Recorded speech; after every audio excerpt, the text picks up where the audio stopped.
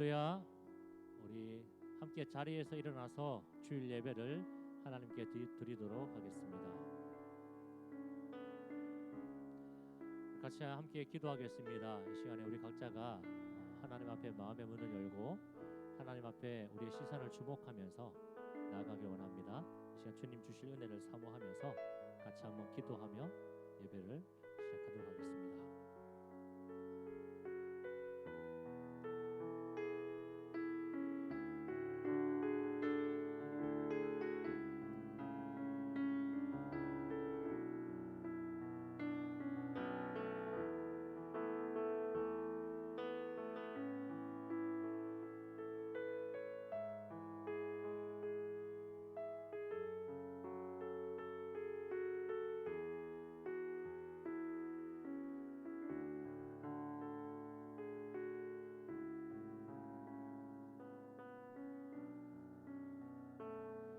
하나님이 세상을 이처럼 사랑하사 독생자를 주셨으니 이는 그를 믿는 자마다 멸망하지 않고 영생을 얻게 하려 하심이라. 하나님은 영이시니 예배하는 자가 영과 진리로 예배할지니라. 아멘. 사도신경으로 신앙을 고백하겠습니다. 나는 전능하신 아버지 하나님 천지의 창조주를 믿습니다. 나는 그의 유일하신 아들 우리 주 예수 그리스도를 믿습니다. 그는 성령으로 잉태되어 동정녀 마리아에게서 나시고 본디오 빌라도에게 고난을 받아 십자가에 못 박혀 죽으시고 장사된 지 사흘 만에 죽은 자 가운데서 다시 살아나셨으며 하늘에 오르시어 전능하신 아버지 하나님 우편에 앉아 계시다가 거기로부터 살아있는 자와 죽은 자를 심판하러 오십니다. 나는 성령을 믿으며 거룩한 공교회와 성도의 교제와 죄를 용서받는 것과 몸의 부활과 영생을 믿습니다. 아멘. 우리 하나님을 찬양하겠습니다. 함께 박수 치면서 찬양하겠습니다.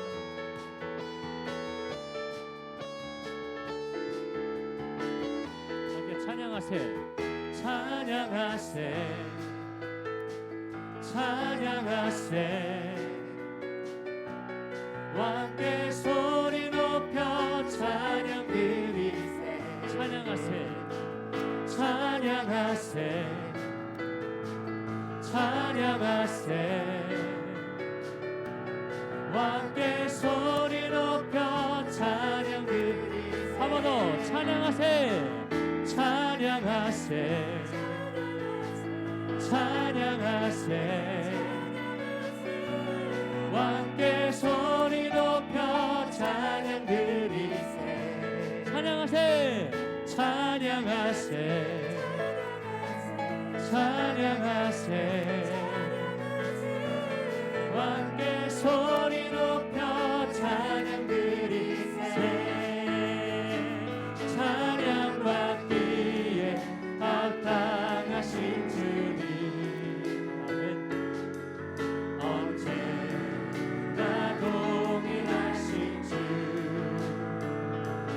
무릎 꿇고서 주 이름 외치세. 예수 나의 왕.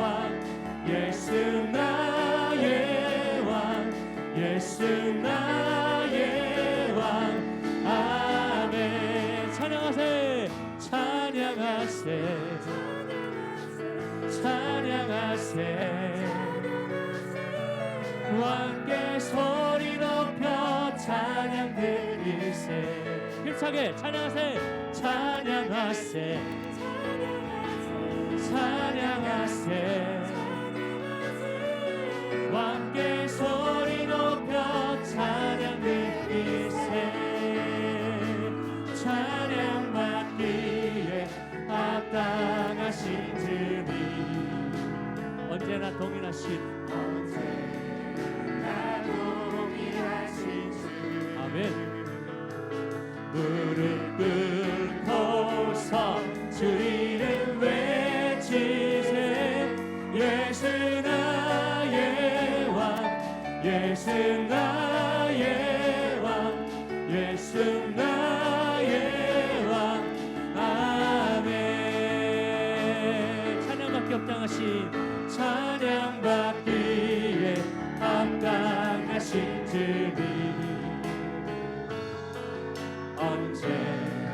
나 동일하신 주 무릎 꿇고서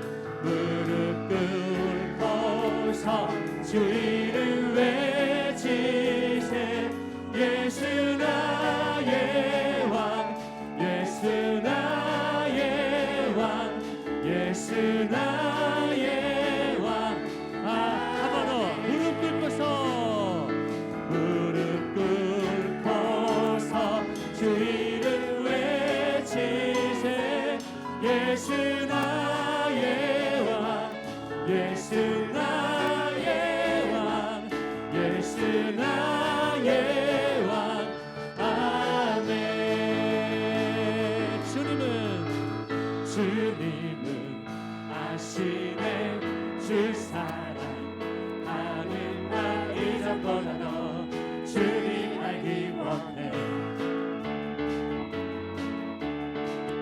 내 마음 다하여 주님께 고백해 주님만 위해 내 삶 드리기 원해 위대하신 왕 내 맘에 안소만 언제나 주와 함께 언제나 주와 함께 예수 나의 영혼의 불새주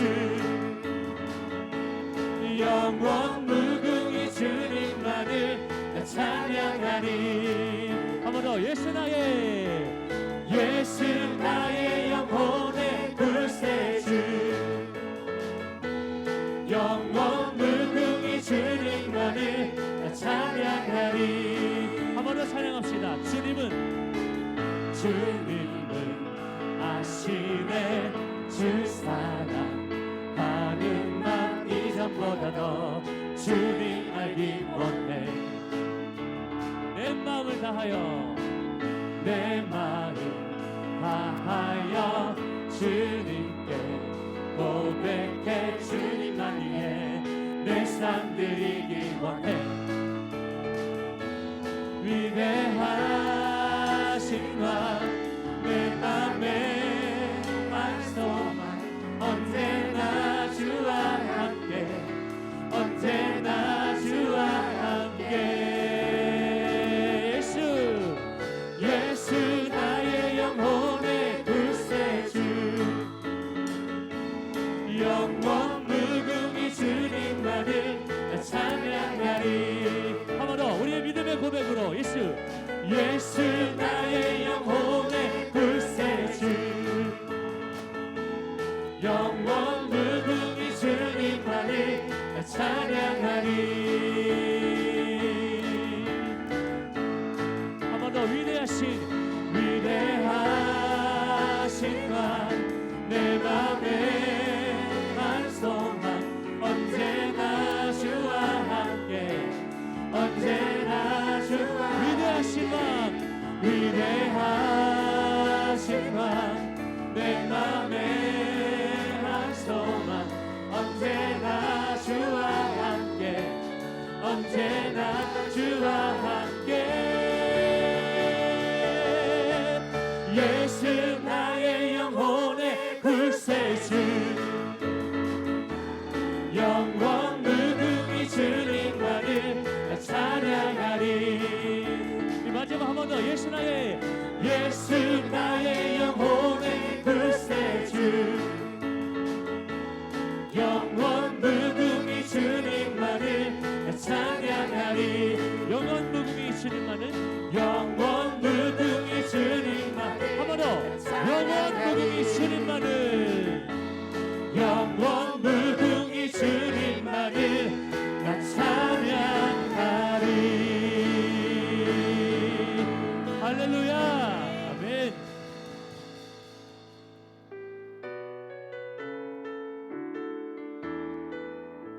이 고백으로 하나님 찬양합시다 전능하신 나의 주 하나님은 능치 못하실 일 전혀 없네 우리의 모든 간구도 우리의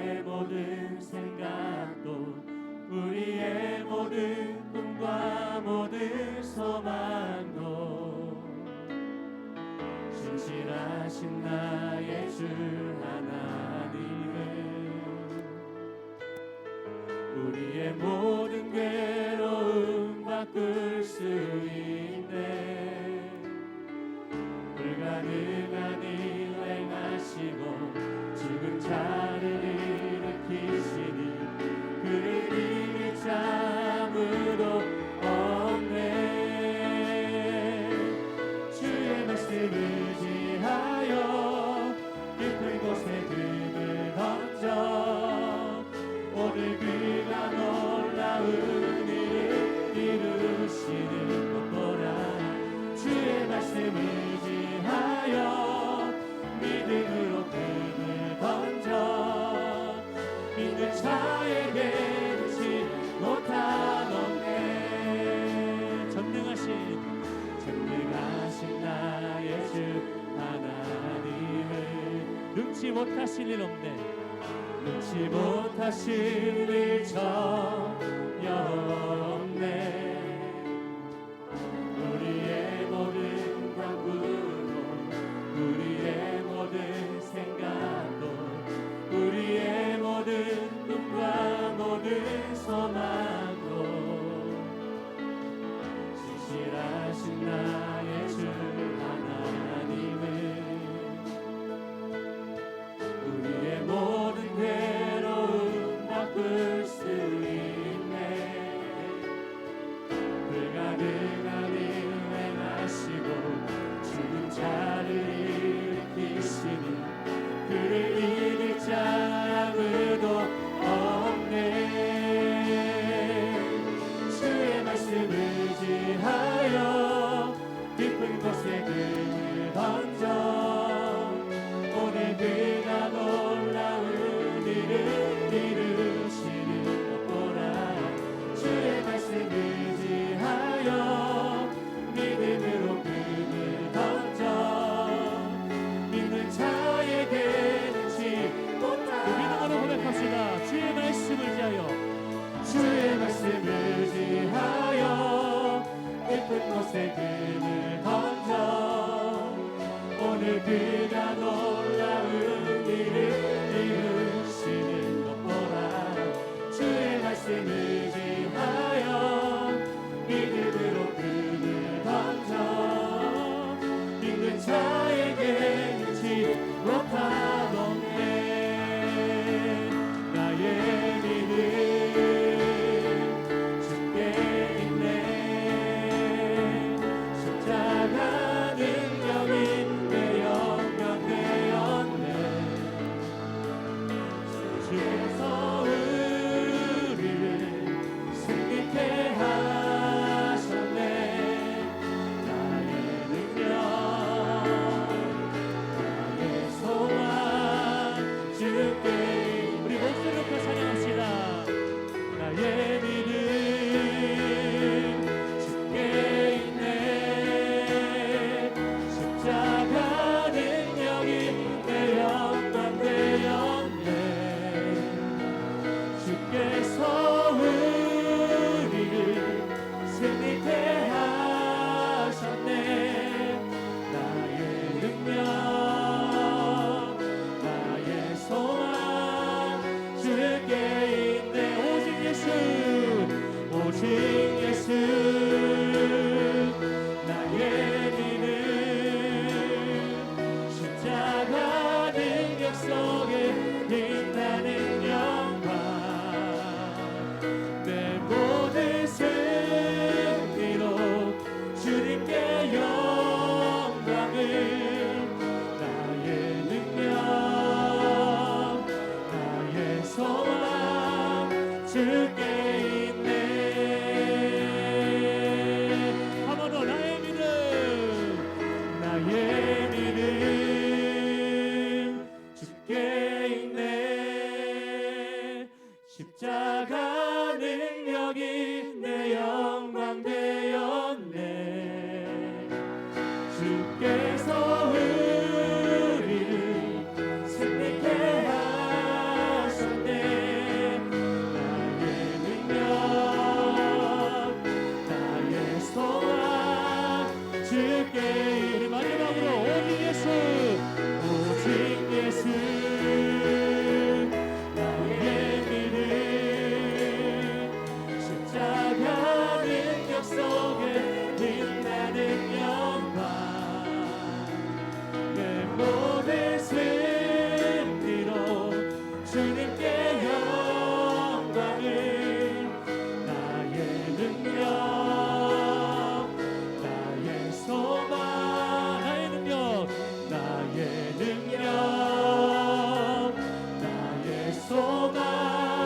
주께 있네.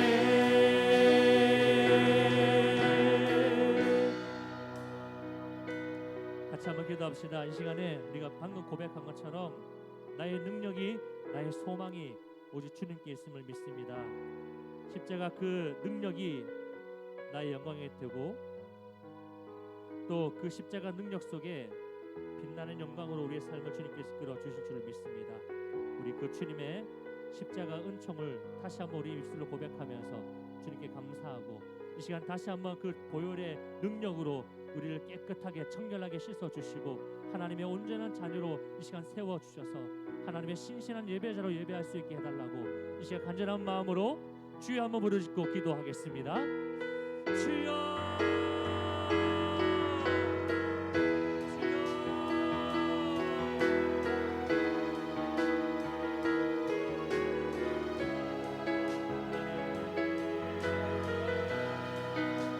하나님 이 시간에 우리의 능력이, 우리의 소망이 오직 주님께 있음을 믿습니다. 주님의 나의 전부이심을 고백합니다. 하나님 이 시간 다시 한번 십자가의 그 능력이 우리 가운데 영광이 되었음을 고백하오니 십자가의 그 보혈의 능력으로 다시 한번 우리를 씻어 정결케 하시고 이 시간에도 하나님을 예배하는 예배자로서 신실하게 하나님 앞에 세워 주시옵소서. 하나님 말씀으로 우리를 깨워 흔들어 주시옵소서.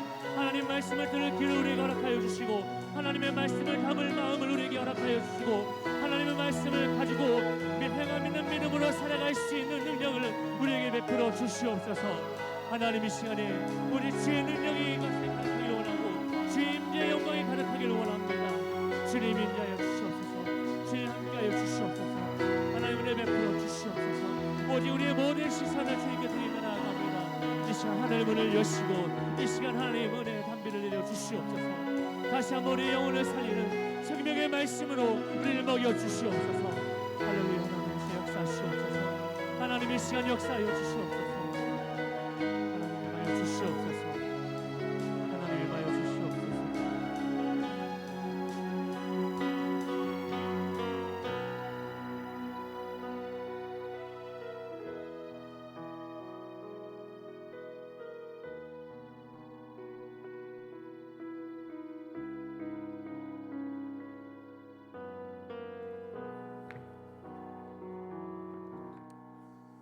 사랑이 많으신 하나님 아버지, 지난 한 주도 지켜주시고 오늘 거룩한 주일을 맞아 주님의 청년들이 교회에 모여 함께 예배드릴 수 있도록 인도하여 주심에 감사드립니다. 주님께 예배드리는 이 시간, 하나님께서 저희에게 모든 것을 주셨던 것처럼 저희도 하나님 앞에 모든 것을 드려 주님이 기뻐하시는 예배를 드릴 수 있게 하여 주시옵소서. 지난 한 주도 돌아보면 하나님의 자녀답지 않게 살았던 순간순간이 있었음을 고백하고 회개합니다. 주님, 저희의 죄를 용서하여 주시옵시고 세상에 물들어 짠맛을 잃어버린 소금이 아닌 그리스도의 선한 영향력을 세상에 전파하는 빛과 소금의 청년들이 될 수 있도록 저희를 인도하여 주시옵소서. 청년부를 위해 기도합니다. 학교와 직장 등에서 각자의 기도 제목을 가지고 고군분투하며 나아가는 저희 청년들의 기도를 들어주시옵소서. 특히 진학과 새로운 환경에 적응을 앞두고 두려워하는 새내기들의 마음을 어루만져 주사 주님의 품 안에서 평안함을 얻게 하시고 새내기들에게 좋은 소식과 좋은 환경이 제공되게 하여 주시옵소서. 또한 유혹될 것이 많은 세상에서 그리스도인으로서 해야 할 것과 하지 말아야 할 것을 분별할 수 있는 능력과 믿음의 신념을 지킬 수 있는 담대함을 그들에게 허락하여 주시옵소서. 예배를 위해 기도합니다. 말씀 전해주시는 이춘만 목사님께 영육간의 강건함을 허락하여 주시옵시고 목사님을 통해 전해지는 말씀이 저희 가운데 은혜가 되게 하여 주시옵소서. 또한 함께 청년부를 위해서 기도로 힘쓰시는 부장 부감 지사님과 예배를 준비하는 임원 예배사역팀 그리고 그의 작은 손길들까지 기억하여 주시옵시고 은혜 내려 주시옵소서. 이 모든 말씀 살아계신 예수님의 이름으로 기도드렸습니다.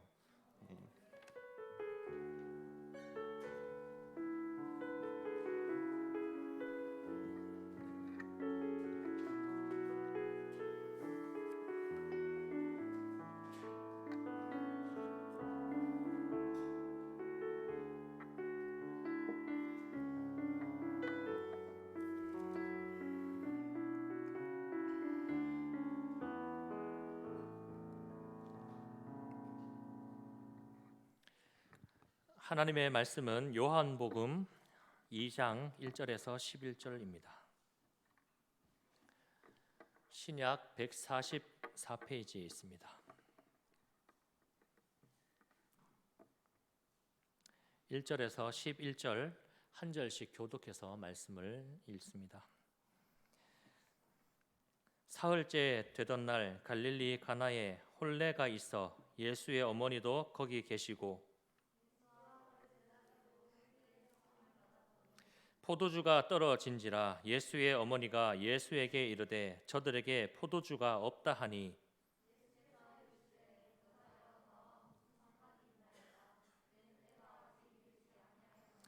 그의 어머니가 하인들에게 이르되 너희에게 무슨 말씀을 하시든지 그대로 하라 하니라.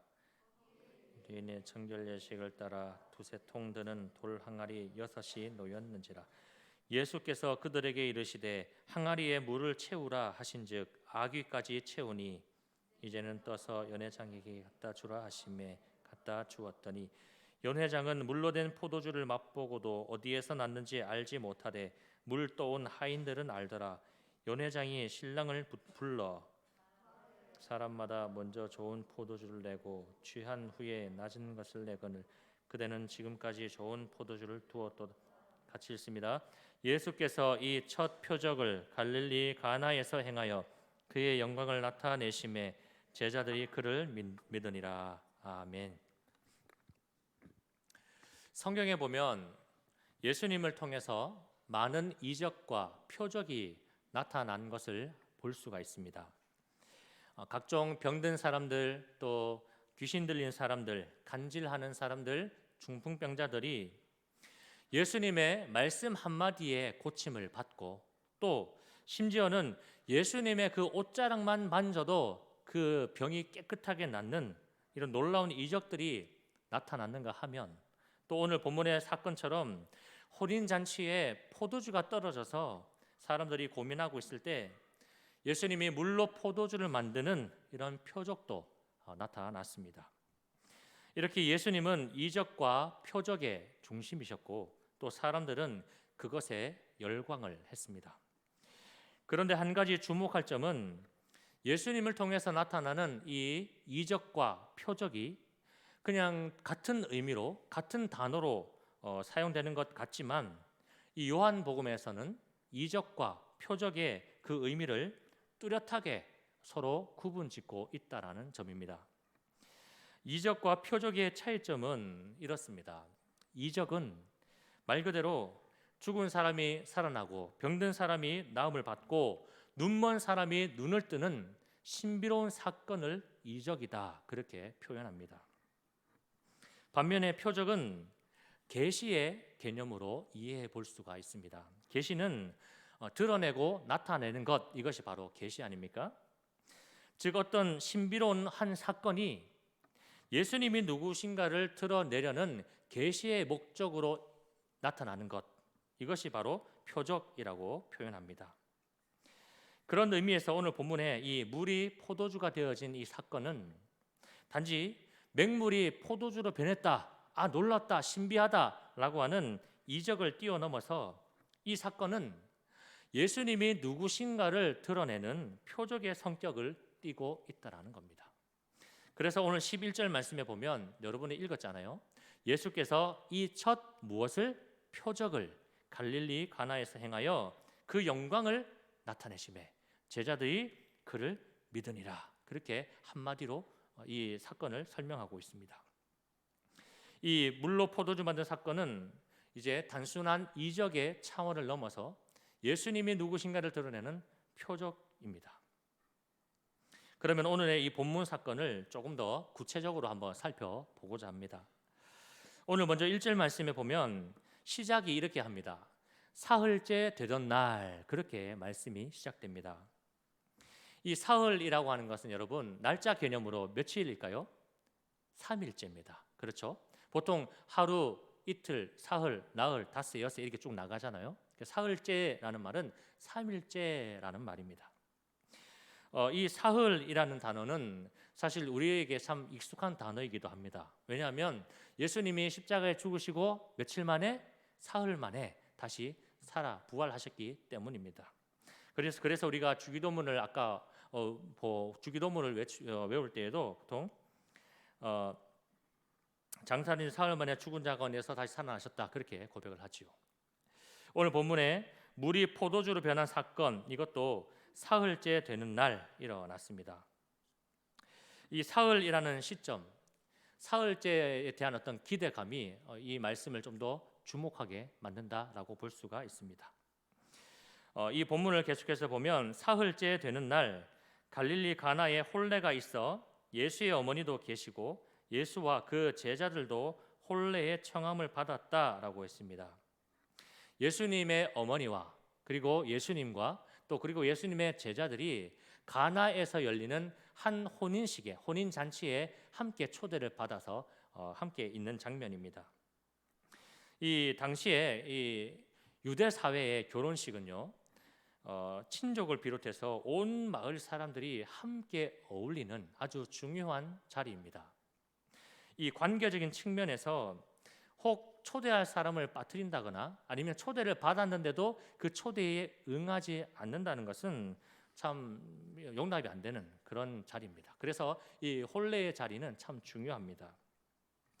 이 유대 사회 결혼식 하면 이 잔치가 쭉 벌어지는데 보통 우리는 결혼식 하면 당일날 땅 하고 끝나잖아요. 뭐 아주 빠르면 1시간 만에 끝나기도 하는데 이 유대 사회의 결혼식, 결혼 잔치는 일주일간이나 지속되었다고 합니다. 그리고 이 결혼 잔치 자리에서 특히 빠질 수 없는 것이 하나 있다면 포도주였습니다. 오늘날 우리가 결혼식 자리에 뷔페가 빠지면 안 되잖아요, 그죠? 다른 건 몰라도 뷔페만큼은 잘 차려서 대접을 해야 하듯이 이 유대 사회의 결혼식에서도 이 포도주는 아주 잘 대접하고 또 포도주가 빠지면 안 되는 결혼 잔치의 핵심이었습니다. 근데 여러분 성경에 근데 한번 보면 이 포도주에 대해서 성경은 두 가지를 말씀합니다. 포도주를 금할 때가 있다라고 말하고요. 하나는 포도주가 필요하다라고 말하기도 합니다. 민수기에 보면 나시린이 금해야 될 것 중에 하나가 포도주입니다. 포도주와 독주를 마시지 말라, 그렇게 말씀을 하셨습니다. 반면에 오늘 같은 이 혼인 잔치에서는 포도주가 빠져서는 안 될 중요한 요소로 나오고 등장을 합니다. 이 혼인 잔치에서 포도주가 결코 빠져서는 안 될 아주 중요한 요소, 중요한 자리를 차지하는 이유가 있는데 그 이유는 이 혼인 잔치에서의 포도주는 행복과 기쁨과 즐거움을 상징하기 때문입니다. 그래서 포도주는 이 혼인 잔치를 치르는 그 한 주간의 기간 동안에 늘 빠짐없이 제공이 되어야 했습니다. 근데 만약에 이 포도주가 동이 났다, 포도주가 다 마셔서 이제 없다, 떨어졌다 하면 그것은 이 혼인 잔치에 차고 넘쳐야 할 기쁨과 즐거움과 행복이 중단되어 버렸다, 그 행복이 끊어져 버렸다라는 것을 의미하기도 합니다. 그리고 그 일은 두고두고 혼주에게 있어서 큰 수치와 부끄러움으로 남기도 했다고 합니다. 그런데 오늘 말씀해 보니까 어떤 사건이 벌어집니까? 혼인잔치에 포도주가 떨어지고 맙니다. 3절 말씀해 보면 포도주가 떨어진지라 라고 했습니다. 일어나서는 안 될 일이 벌어지고 만 겁니다. 그래서 예수님의 어머니가 예수님에게 이렇게 이야기합니다. 3절 말씀에 예수의 어머니가 예수에게 이르되 저들에게 포도주가 없다 하니, 이 말은 예수님의 어머니가 예수님을 향해서 얘야 저 봐라 지금 포도주 떨어졌다, 그러니까 네가 좀 포도주를 해결해 다오라는 그런 말입니다. 이 예수님의 어머니가 이 결혼 잔치의 혼주와 어떤 관계인지는 알 수 없지만 한 가지는 이 결혼 잔치에 포도주가 떨어진 이 상황을 예수님의 어머니가 그냥 두고 볼 수만은 없는 그런 입장이었던 것 같습니다.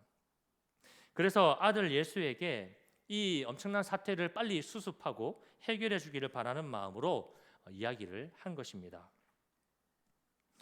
여러분, 여기서 이 장면은 이미 예수님의 어머니가 예수님에 대해서 인식을 할 때, 예수님을 안다라고 할 때 평범한 한 인간 또는 내 태에서 태어난 아들이라고 하는 그런 인식에서 탈피해서 이 아들 예수가 어떤 신적인 존재라는 사실을 인지하고 있었다라는 것이 이 장면에서 드러납니다.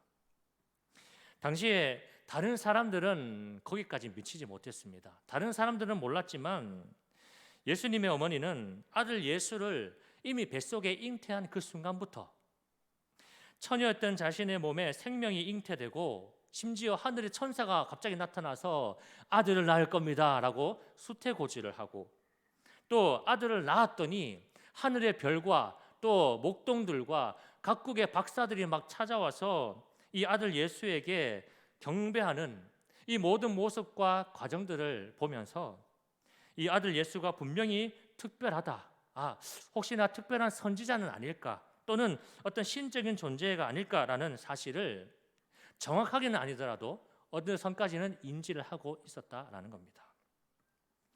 그래서 누가복음 말씀에도 보면 예수님이 12살 되던 시절에, 과거에 12살 되던 시절에, 아직 12살이라고 하면 유대 사회에서는 성인식을 치르기 전입니다.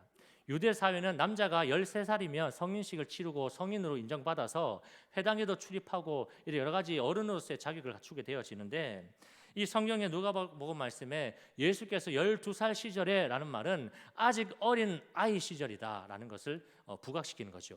근데 그 어린 시절에 예수님이 어떤 일을 했냐면, 당시 율법 학자들하고 아주 지적으로 또 아주 높은 수준에 있는 율법 학자들하고 율법을 서로 강론하는, 변론하는 이런 엄청난 일들을 하고 또 범상치 않은 행적들을 보였는데, 그런 모습에 대해서 다른 사람들은 뭐 저런 아이가 있나 하면서 천재다, 참 특별하다, 이 정도로만 생각을 하고 넘어갔지만, 예수님의 어머니만큼은 예수님이 했던 말들, 또 예수님이 했던 모든 행동들을 계속적으로 그 마음에 담아두고, 이 아이는 내 아들이지만 뭔가 특별해, 뭔가 신적인 능력이 있어 라는 것을 계속적으로 인지하고 있었다라는 겁니다.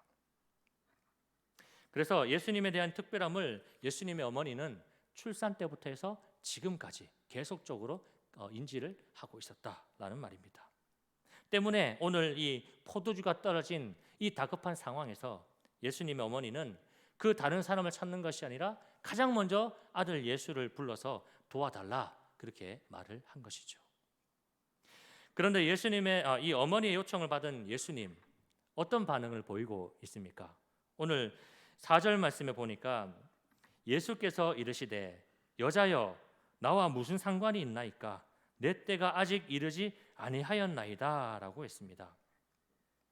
지금 어머니가 아주 다급한 상황에서 이 아들한테 얘야, 너의 그 특별함으로 이 문제를 좀 해결해 주면 좋겠다라고 그렇게 요청을 하니까, 갑자기 예수님이 그 요청을 한 어머니를 향해서 뭐라고 이야기합니까? 뭐라고 부릅니까? 여자여. 엄마 이게 아니라 여자여, 이렇게, 여자여, 이렇게. 여러분, 엄마한테 여자여라고 해봤습니까? 큰일 나죠. 근데 예수님은 갑자기 이 엄마한테 쓰기에는 너무나 부담스럽고 거리감 느껴지는 여자여라는 호칭으로 어머니를 갑자기 부르고 있습니다. 그런데 이 말씀 속에는 중요한 해석이 담겨져 있습니다. 여자여 나와 무슨 상관이 있습니까? 내 때가 아직 오지 않았습니다라는 이 말씀은 내가 당신의 아들로서 당신이 원하는 일을 하는 것이 아니라 나는 메시아로서 내가 할 일을 할 것입니다라는 그런 표현, 그런 의미입니다.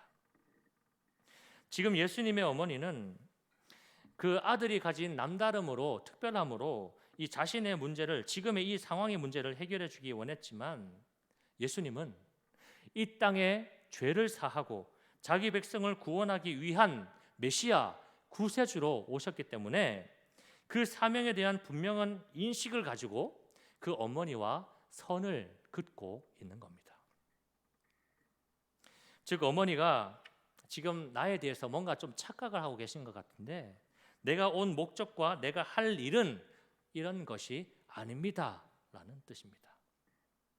특히 내 때가 아직 이르지 아니하였나이다 라는 이 예수님의 말씀 속에서 이 내 때라고 하는 이 말은 예수님의 고난과 십자가의 죽음을 가리키는 표현이지요. 내 때, 예수님의 때는 십자가의 고난과 죽음의 때를 가리킵니다.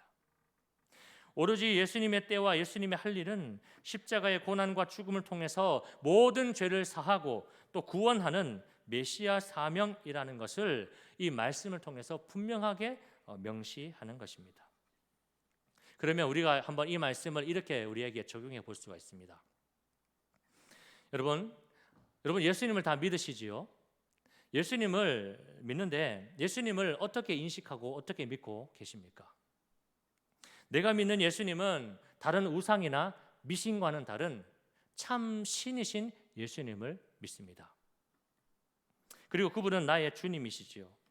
그러면 그 예수님이, 내가 믿는 그 예수님이 내 삶 속에, 내 마음에 어떻게 자리하고 계신가라는 질문을 또 한번 던질 수가 있습니다. 혹시 예수님이 그 참 신이신 주님, 나의 하나님이신 그 주님께서 단지 나의 필요와 나의 만족과 나의 어떤 기쁨을 채워주시는 그런 분으로 내 속에 자리하고 있지는 않는지 한번 생각해 볼 필요가 있다는 겁니다. 그렇다고 한다면 그것은 우상이나 다른 미신과는 다른 참 신이신 주님을 마치 우상이나 미신처럼 섬기고 있는 것과 다름이 없습니다. 여러분, 예수님이 공생의 사역을 시작하기 전에 40일을 밤낮으로 금식하며 기도하셨다라고 했습니다. 그리고 나서 광야에서 이 마귀에게 3가지 시험을 당하십니다. 첫 번째가 길바닥의 돌들을 떡으로 만들어 먹으라는 겁니다. 길바닥에 널려있는 그 돌들, 자갈들을 떡으로 만들어 먹으라는 것이죠.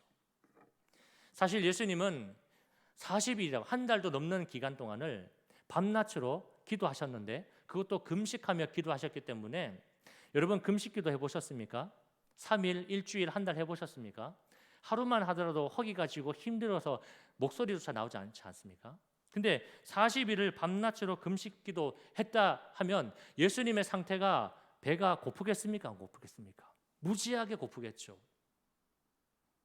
그런데 예수님은 그 돌들로 떡을 만들어 먹으라는 그 마귀의 시험에 대해서 이렇게 반응하세요. 사람이 떡으로만 사는 건 아니야. 지금 예수님은 육신적으로 너무나 배가 고프지만 그럼에도 불구하고 예수님은 사람이 떡으로만 사는 게 아니야. 그러면서 거부를 하십니다. 두 번째로 마귀가 예수님을 그 성전 그 꼭대기에 세우고는 뛰어내리라고 했습니다. 높은 데서 성전에서 뛰어내리면 하늘의 천군 천사가 예수님을 다치지 않도록 붙잡아 주지 않겠느냐라는 겁니다. 그러면 이 성전이라고 하는 것은 늘 사람들이 항상 이렇게 몰려드는 그런 중심지인데 그 꼭대기에서 뛰어내렸을 때에 천사들이 받드는 이런 장면을 봤을 때에 사람들이 그 예수님을 어떻게 보겠습니까? 우와 하지 않겠습니까? 몰려들겠죠. 추종할 겁니다. 하지만 예수님은 주 너의 하나님을 시험하지 말라. 그렇게 또한 거부하십니다. 그리고 마지막으로 마귀가 예수님을 데리고 이번에는 높은 산 꼭대기로 데리고 갑니다. 그리고 전망 좋은 곳에서 그 밑이 내려다 보이는 좋은 수많은 나라와 영광을 보여주면서 예수 네가 나한테 절하면 내가 이 모든 영광, 이 모든 나라를 너에게 주겠다라고 했습니다. 그때 예수님이 마지막으로 그 사탄 마귀에게 경고하시면서 이렇게 말씀하시죠. 사탄아 물러가라. 주 너의 하나님만 경배하고 다만 그를 섬길 것이다. 여러분, 이 시험이 우리에게 무엇을 말씀해 주십니까? 예수님은 단지 먹고 사는 그 문제를 해결하고 또 부귀 영화를 채우려고 오신 분이 아니라는 거예요. 예수님의 시험이 이것을 우리에게 깨닫게 해주시는 겁니다.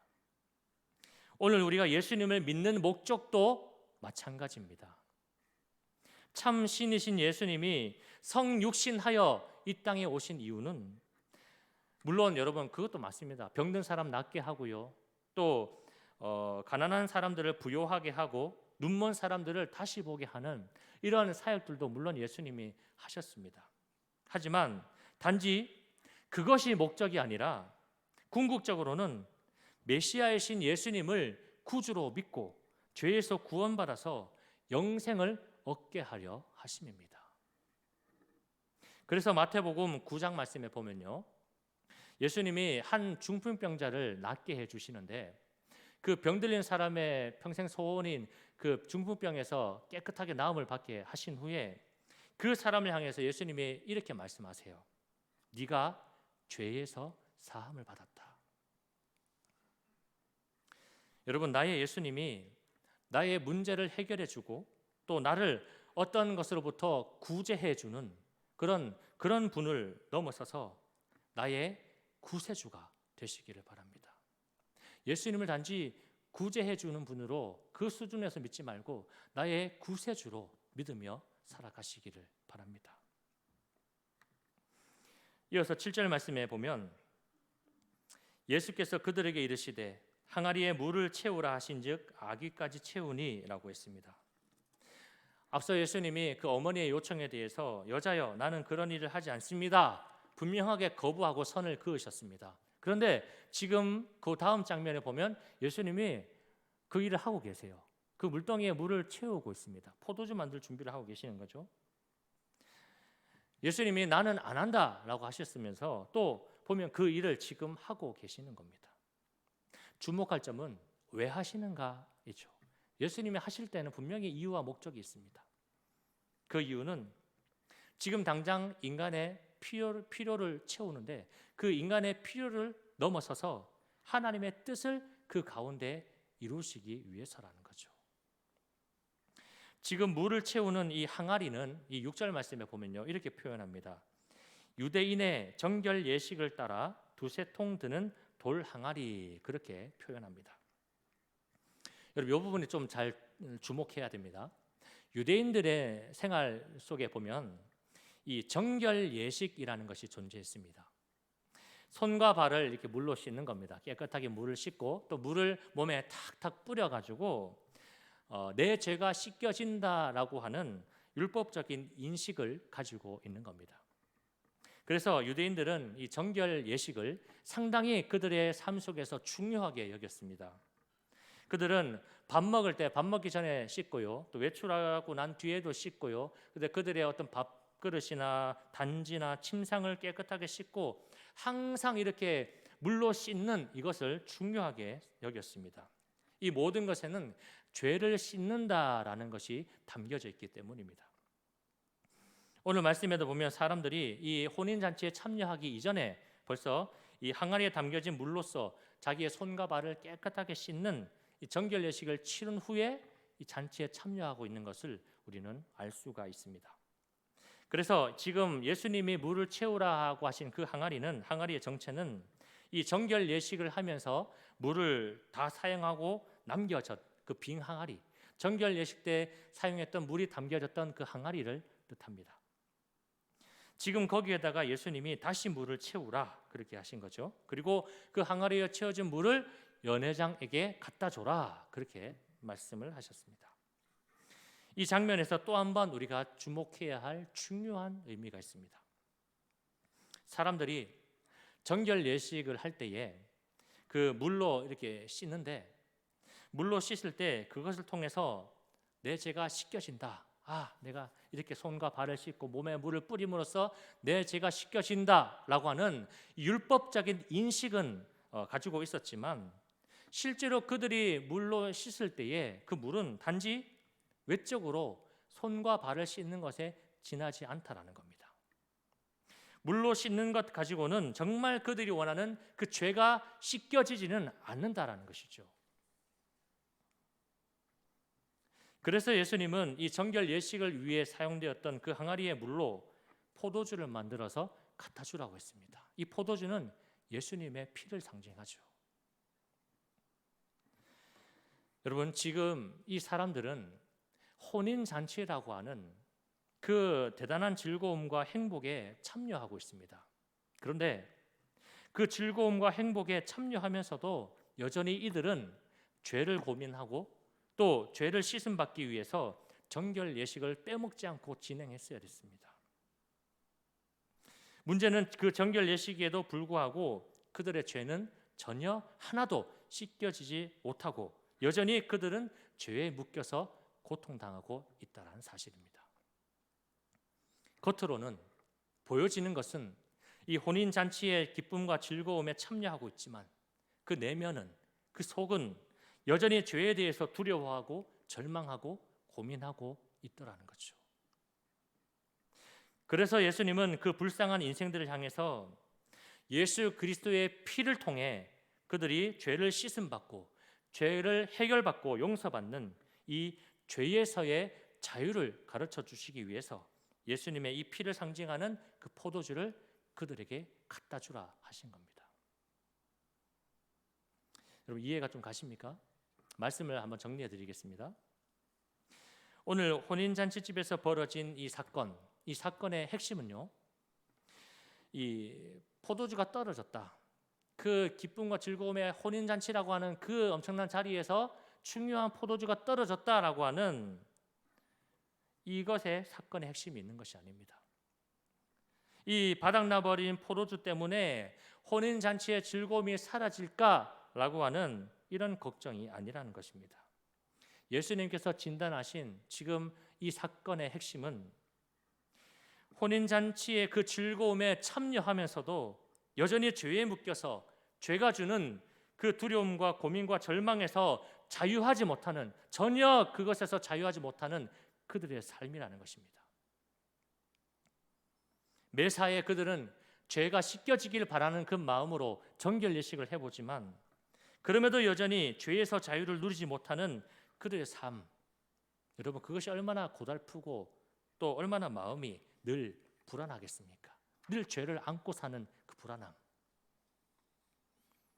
그래서 예수님은 인생의 쾌락과 즐거움을 주는 그런 포도주가 아니라 죄에서 자유를 주는 예수님의 피를 상징하는 그 포도주를 그들에게 갖다 주셔서 그들이 예수로 구원받고 예수 안에서 참 자유와 기쁨과 행복을 얻고 누리게 하시는 겁니다.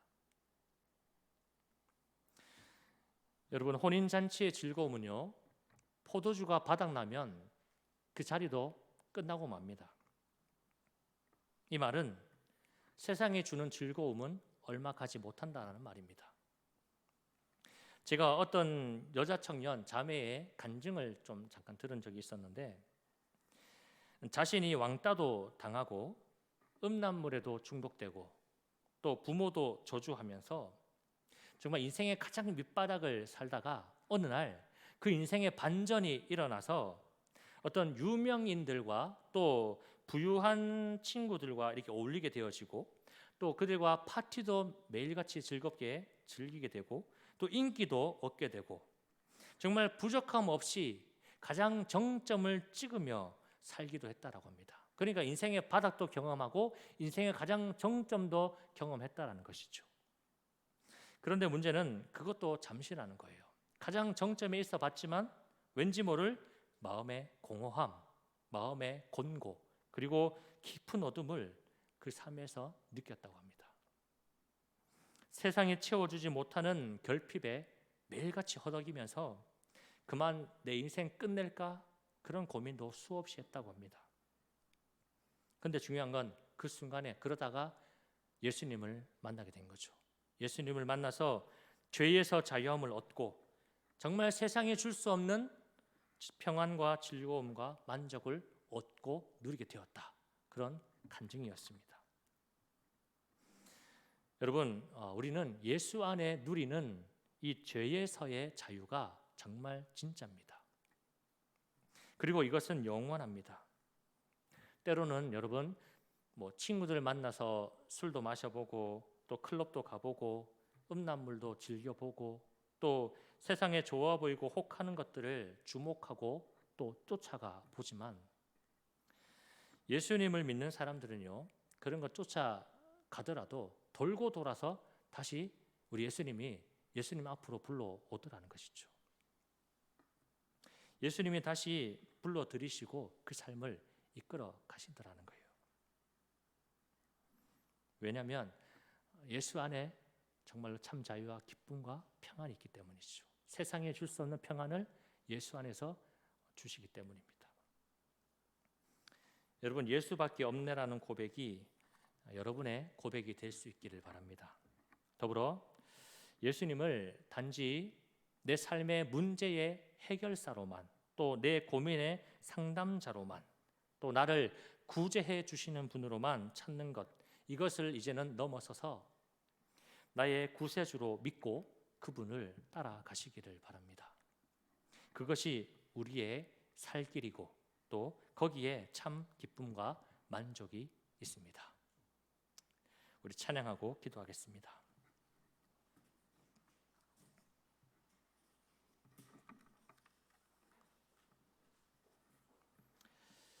이 찬양 같이 했으면 좋겠습니다. 예수를 나의 구주 삼고 성령과 피로써 거듭나니 이 세상에서 내 영혼이 하늘의 영광 누리도다. 예수를 나의 구주 삼고 성령과 피로써 거듭나니 이 세상에서 내 영혼이 하늘의 영광 누리도다. 이것이 나의 간증이요 이것이 나의 찬송일세. 나 사는 동안 끊임없이 구주를 찬송하리로다. 온전히 주께 맡긴 내 영 사랑의 음성을 듣는 중에 천사들과 하늘의 영광 보리. 이것이 나의 간증이요 이것이 나의 찬송일세. 나 사는 동안 끊임없이 구주를 찬송한 주 안의 기쁨 누림으로 주 안의 기쁨 누림으로 마음의 풍랑이 잔잔하니 세상과 나는 간 곳 없고 구속한 주만 보. 이것이 나의 간증이요 이것이 나의 찬송일세. 나 사는 동안 끊임없이 한 번 더. 이것이 나의 간증이요 이것이 나의 간증이요 이것이 나의 찬송일세. 나 사는 동안 끊임없이 구주를 찬송. 한 번 더. 이것이 나의 간증이요 이것이 나의 찬송일세. 나 사는 동안 끊임없이 구주를 찬송하리로다. 아멘. 기도하겠습니다. 여러분, 예수님이 나의 구주가 되셔서 내가 죄에서 자유하고 내가 새롭게 거듭나게 된 것이 우리의 삶의 가장 큰 사건이고 또 행복으로 자리할 수 있기를 바랍니다. 오직 예수밖에 없네라는 고백이 여러분의 간증이 되고 또 찬송이 되기를 바랍니다.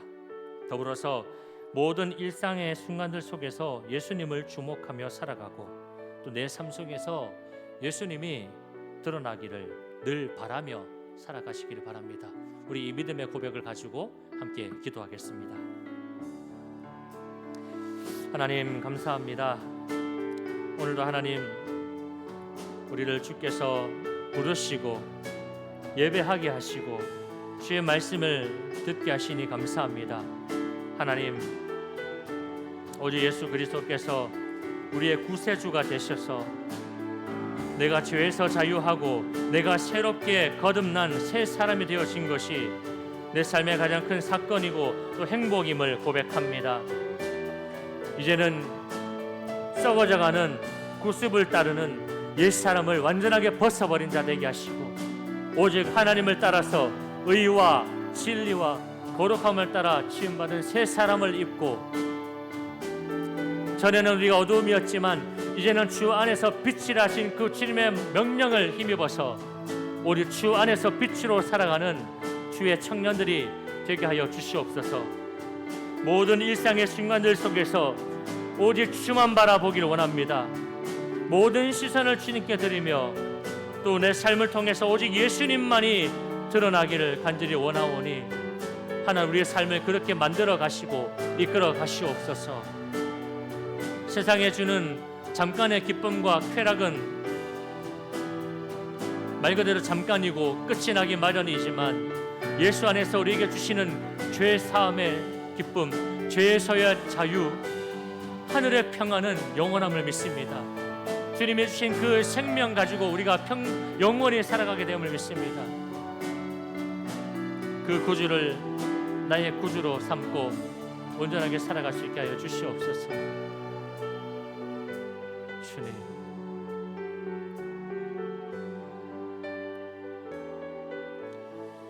주님,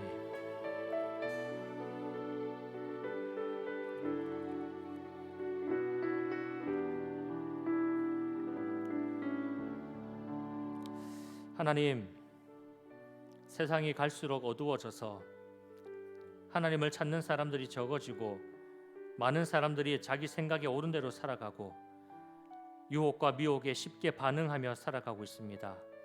하나님, 이 어두움 속에서 우리를 건져주시고 빛의 자녀로 살게 하셨으니 우리가 늘 근신하여 깨어있게 하시고 복음에 합당하게 살아가게 인도해 주옵소서. 모든 일상생활 속에서 주님을 바라보며 우리의 삶을 통해 주님이 드러나기를 바랍니다. 우리를 통해 선한 일을 계획하시고 준비하시는 하나님께서 그 일을 이루어 주시고 열매가 맺어지게 하옵소서. 오늘도 하나님 나라와 의를 위해 살아가는 것이 우리의 가장 큰 기쁨이요 보람으로 자리매김하게 해 주옵소서.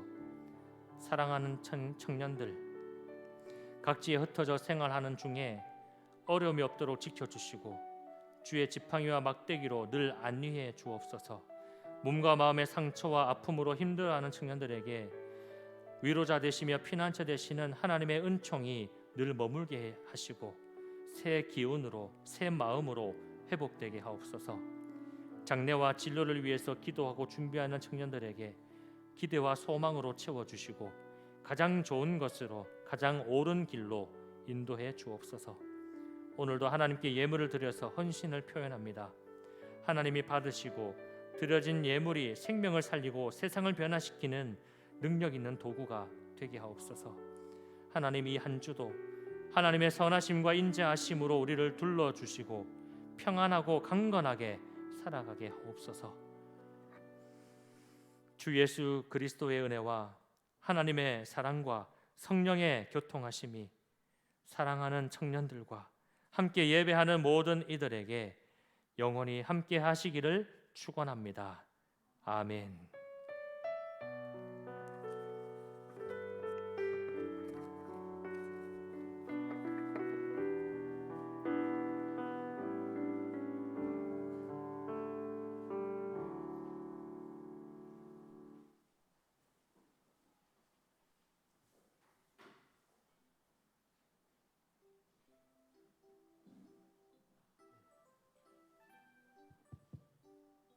네, 1월 넷째 주 청년부 예배 현장에 자리로 온 청년부 환영하고 축복합니다.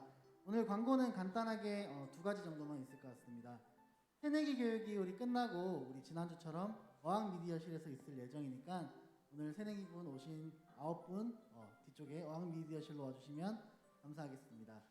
그리고 오늘 임원 마을 지킴이 전체 회의가 끝나고 2층 새가족실에서 있습니다. 그래서 임원분들이랑 마을 지킴이 분들은 다음 달 전달 사항 및 공지 사항이 있으니 새가족실 2층 새가족실로 모여주시면 감사하겠습니다. 네, 그리고 등반 축하 다음 주 끝나고 예배 후에 있다고 합니다.